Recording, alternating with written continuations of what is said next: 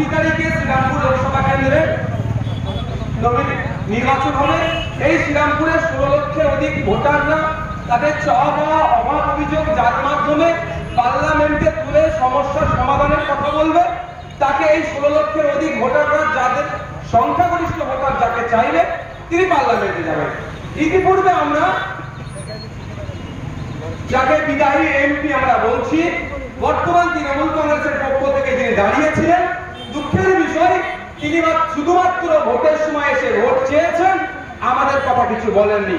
উপরন্তু আমরা কি দেখেছি, একটা এমপি কোটায় 1 বছরে এমপি ল্যাডে এমপি পক্ষ থেকে ডেভেলপমেন্ট করার জন্য 5 কোটি টাকা আসে, 5 বছরে 25 কোটি টাকা। উনি 3 বারের এমপি, তাহলে কত টাকা আসে ওনার হাতে? 75 কোটি টাকা ওনার মাধ্যমে খরচ হওয়ার কথা ছিল। সেই 75 কোটি টাকা কোথায় কিভাবে খরচ